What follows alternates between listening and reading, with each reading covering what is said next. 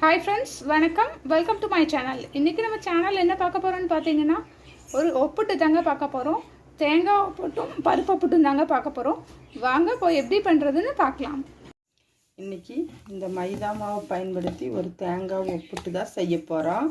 மைதா மாவை வந்து நல்லா கொஞ்சம் தண்ணி விட்டு சப்பாத்தி மாவு பதத்துக்கு பிசைஞ்சுக்கோங்க. ரெண்டாவது நிறைய ஆயில் விட்டு கொஞ்சம் கொஞ்சமாக ஆயில் சேர்த்து நல்லா இந்த மாதிரி லூஸாக பிசைஞ்சுக்கோங்க. பிசைஞ்சு ஒரு அரை மணி நேரம் போல் இதை நல்லா ஊற வச்சுருங்க. மாவை ஊற வச்சு அதுக்கு பின்னாடி மாவு எடுத்துக்கலாம். இது கொஞ்சம் நேரம் நல்லா இப்படி பிசைஞ்சிருக்கிற இந்த அளவுக்கு இது கொஞ்சம் நேரம் மாவு நல்லா ஊறட்டும்.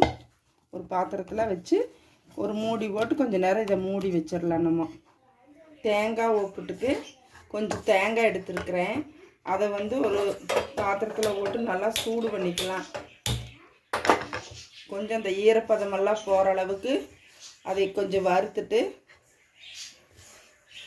கொஞ்சம் நல்லா சூடாக அதில் தண்ணி இருக்கிற தண்ணியெல்லாம் போகிற அளவுக்கு நீங்கள் வறுத்து எடுத்துக்கோங்க.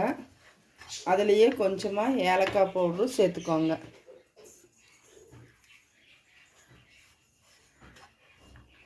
இதில் உங்களுக்கு எவ்வளோ இனிப்பு தேவையோ அந்தளவுக்கு சர்க்கரை சேர்த்துக்கோங்க. நல்லா ஒரு 2 ஸ்பூன் சர்க்கரை தான் நான் சேர்த்த போகிறேன். கொஞ்ச நேரம் தேங்காயும் சர்க்கரையும் கொஞ்ச நேரம், ரொம்ப நேரம் சூடு பண்ணிங்கன்னா அப்படியே அது வந்து உருகிரும். அதனால் கொஞ்ச நேரம் அது இது பண்ணால் போதும். அதை மறுபடியும் நம்ம இந்த மைதா மாவுக்குள்ளே வச்சு தான் நான் வைக்க போகிறேன்.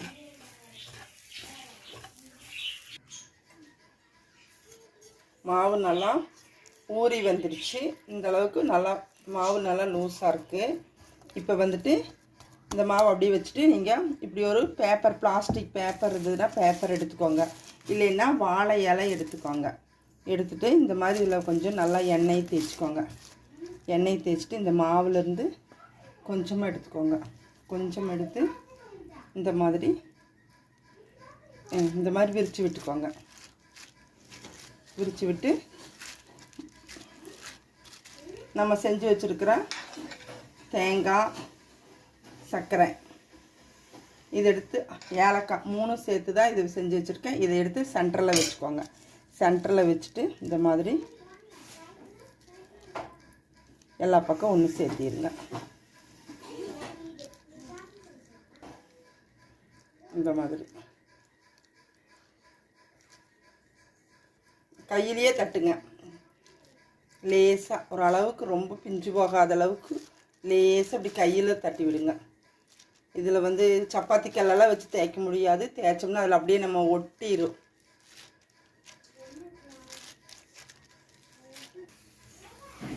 இந்த மாதிரி ரவுண்டாக கையிலையே வச்சு இந்த மாதிரி நீங்கள் அமுத்தி இந்த மாதிரி எடுத்து தோசைக்கல்ல போடுங்க. மேலால் அப்படியே இந்த மாதிரி நல்லா லேசாக அமுத்தி விட்டு எடுத்து போடுங்க.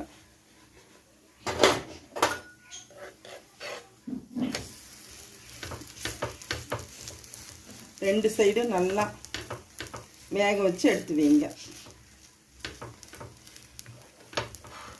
தீயை ரொம்ப கம்மியாக வச்சுட்டு செய்யுங்க. அப்போ தான் நல்லா எல்லா சைடும் அது வெந்து கிடைக்கும்.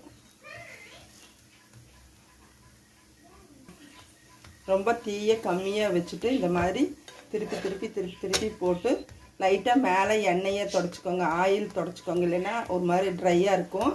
கொஞ்சம் ஆயில் தொடச்சிட்டு இந்த மாதிரி நல்லா இந்த மாதிரி வேக வச்சு எடுத்துருங்க.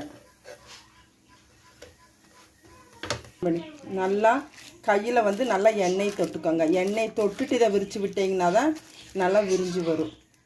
நல்லா கையில் எண்ணெய் நீங்கள் தொட்டுக்கோங்க. எண்ணெய் தொட்டுட்டு இந்த மாதிரி பண்ணுங்கள்.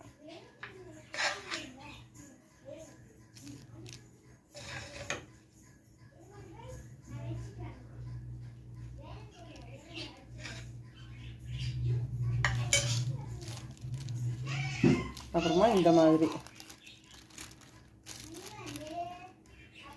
சைடு எல்லா சைடும் இப்படி ஒன்று சேர்த்துக்கோங்க. இந்த மாதிரி ஒன்று சேர்த்திட்டு நல்லா இப்படி மடித்து வச்சுட்டு அப்புறமா இப்படி அமுத்துங்க. இந்த மாதிரி கொஞ்சம் நல்லாவே கையில் எண்ணெய் வச்சுக்கோங்க. நல்லா 2 கையை யூஸ் பண்ணி நீங்கள் செய்யுங்க. ஏன்னா நல்லா விரித்து விடும் பொழுது நல்லா லேசாக வந்தால் தான் நம்மளுக்கு சாப்பிட்றதுக்கு நல்லாயிருக்கும். உள்ளே இருக்கிற தேங்காய் வந்து எல்லா சைடும் பரவி வரும்.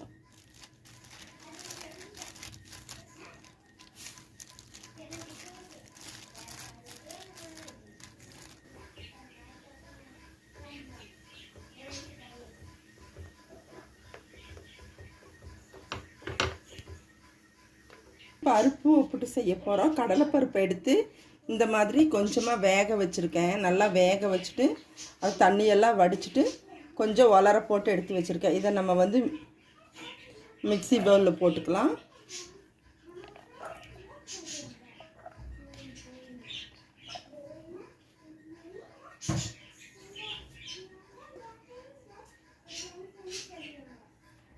இது கூட கொஞ்சமாக ஏலக்காய் சேர்த்துக்குவோம்.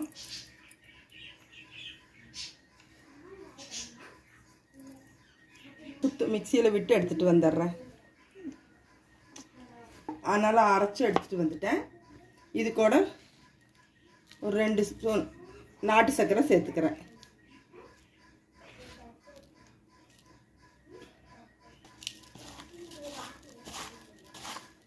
நல்லா பரட்டி வச்சுக்குவோம். மாவுக்குள்ளே வச்சு செய்ய போகிறோம். அதனால் இதை நல்லா ரொம்பவும் நைஸாக அரைக்கலை. நான் இந்த அளவுக்கு தான் அரைச்சிருக்கிறேன். இதை இப்போ நான் உள்ளே வச்சு காட்டேன்.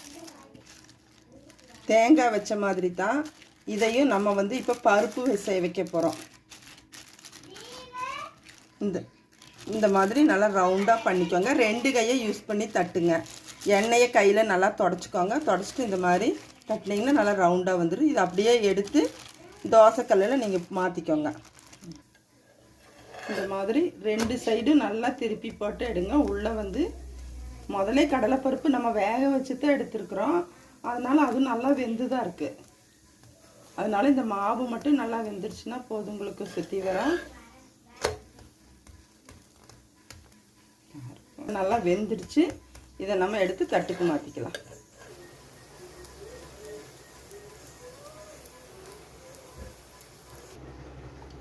இப்போ பருப்பு ஒப்புட்டு தேங்காய் ஒப்புட்டு இப்போ ரெடி ஆகிடுச்சு.